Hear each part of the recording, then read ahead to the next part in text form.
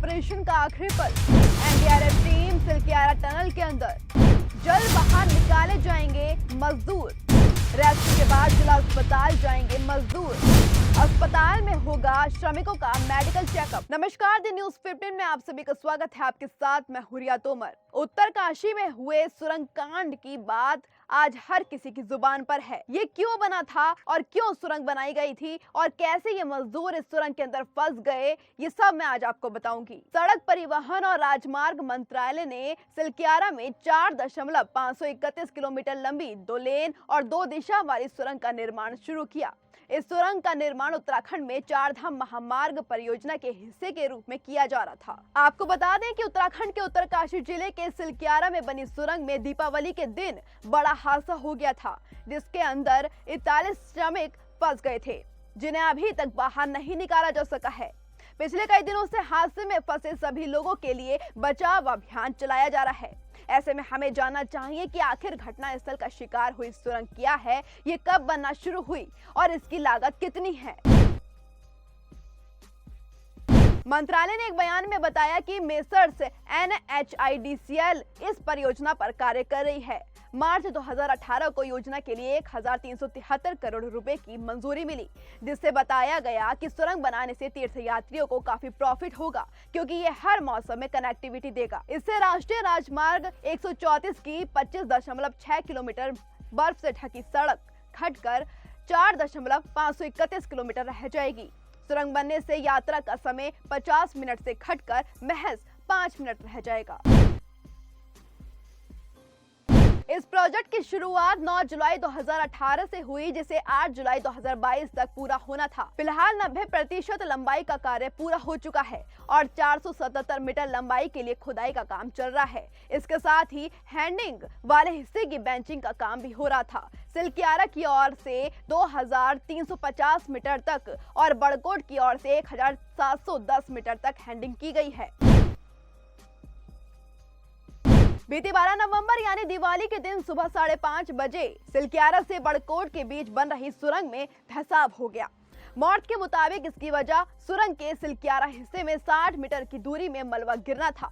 लेकिन सबसे बड़ी बात ये थी कि जब ये पूरा हादसा हुआ तो सुरंग के अंदर 41 श्रमिक मौजूद थे, जो मिट्टी का धंसाव होने से अंदर ही फंस कर रह गए। जब इस पूरी घटना की सूचना राज्य और केंद्र सरकार की सभी एजेंसियों तक पहुंची तो हड़कंप मच गया। इसके बाद शुरू हुआ उन 41 फंसे हुए मजदूरों को निकालने का सिलसिला। सुरंग में फंसे श्रमिकों के लिए पाइपों के जरिए ऑक्सीजन, पानी, बिजली और खाना पहुंचाया जा रहा है। इसके साथ ही वॉकी टॉकी के जरिए उनसे बात भी की जा रही है। उत्तरकाशी में सिलक्यारा सुरंग ढहने और श्रमिकों की सुरक्षा में लापरवाही को देखकर केंद्रीय ट्रेड यूनियनों ने अपनी नाराजगी जाहिर की है और कहा है कि ये घटना मजदूरों की व्यावसायिक सुरक्षा और स्वास्थ्य के प्रति सरकार के संवेदनहीन रवैये को दिखाती है। 11 ट्रेड यूनियनों और सेक्टोरल फेडरेशनों ने कहा, भूविज्ञानी और विशेषज्ञ यह कहते हुए आगे आए हैं कि भारत में सुरंग निर्माण में शामिल कंपनियां और एजेंसियां लागत में कटौती और ज्यादा मुनाफा कमाने के लिए सुरक्षा को नजरअंदाज करती हैं। इसके साथ ही यूनियन ने खामियों की जांच करने और बचाव अभियान में तेजी लाने की मांग की है। सोशल मीडिया साइट एक्स पर लिखते हुए सीएम धामी ने कहा कि उत्तरकाशी के सिलक्यारा में निर्माणाधीन टनल में फंसे श्रमिकों में से गब्बर सिंह नेगी और सबा अहमद से बात कर उनका कुशलक्षेम जाना और उन्हें सकुशल बाहर निकलने हेतु तीव्र गति से चल रहे रेस्क्यू ऑपरेशन से भी अवगत कराया है।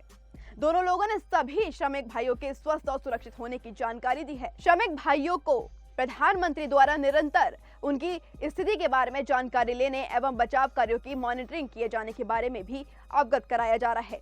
बचाव कार्य सही दिशा में संचालित है और जल्द ही सभी श्रमिक भाई सुरक्षित बाहर आकर अपने परिजनों के साथ होंगे। उत्तराखंड के सचिव नीरज खैरवाल ने कहा कि उनकी टीम ने बाधा के बावजूद हार नहीं मानी और पूरे मलबे को हटाने में कामयाब रही और मशीन के असेंबली लाइन को फिर से स्थापित किया गया है। उत्तराखंड के उत्तरकाशी में सिलक्यारा सुरंग के अंदर फंसे 41 श्रमिकों को बचाने की कवायद लगातार जारी है और मेडिकल इक्विपमेंट्स साइट पर पहुंच गए हैं। वहीं अधिकारियों के मुताबिक सुरंग से मजदूरों को बाहर निकाले जाने की उम्मीद जताई जा रही है। उत्तरकाशी की सुरंग में फंसे मजदूरों को लेकर बचाव अभियान जारी है। इसी बीच पीएमओ के पूर्व सलाहकार भास्कर खुलबे ने कहा, हम 45 मीटर तक पहुंच गए हैं। जिस बाधा के कारण कल रात भी समस्या हुई थी उसे पहले ही हटा दिया गया है। 6 मीटर के पाइप को धकेलने में 4 घंटे लगते हैं, इसलिए 18 मीटर तक पहुंचने में हमें लगभग 12 घंटे लगेंगे और बाकी काम पूरा करने में 3 घंटे और लग सकते हैं। हमारी प्राथमिकता अंदर फंसे श्रमिकों के स्वास्थ्य पर पूरा ध्यान देना है। हमारे और श्रमिकों के बीच बहुत सारा संचार लिंक स्थापित है। हम जल्द से जल्द बचाव अभियान चलाने के लिए आवश्यक हर संभव सहायता और विशेषज्ञ सलाह ले रहे हैं। जैसे कि हमने पूरी बात जानी कि कैसे ये टनल बना था, क्या वजह थी इस टनल के बनने की। टनल रेस्क्यू ऑपरेशन काफी जोर शोर से चल रहा है, जिसके बीच में भी कई रुकावटें सामने आई, जिसमें ऑगर मशीन में गड़बड़ी के बाद उसे दोबारा चलाया गया। अब देखा जाना है कि कब तक इन 41 मजदूरों को सुरंग से बाहर निकाला जाएगा। एक तरफ पीएम मोदी तो दूसरी तरफ उत्तराखंड के सीएम पुष्कर सिंह धामी लगातार मजदूरों से बात कर रहे हैं ताकि वो हौसला रखें। और इतनी बड़ी बात हुई है उत्तराखंड के उत्तरकाशी में, एक सुरंग के अंदर कितने दिनों से ये मजदूर बंद हैं, अपने परिवार से दूर हैं।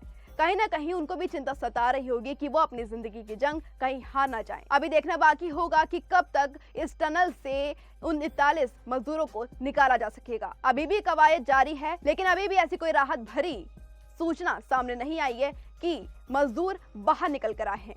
इसकी और अपडेट जानने के लिए जुड़े रहिए द न्यूज़ 15 के साथ। अभी के लिए इतना ही, धन्यवाद।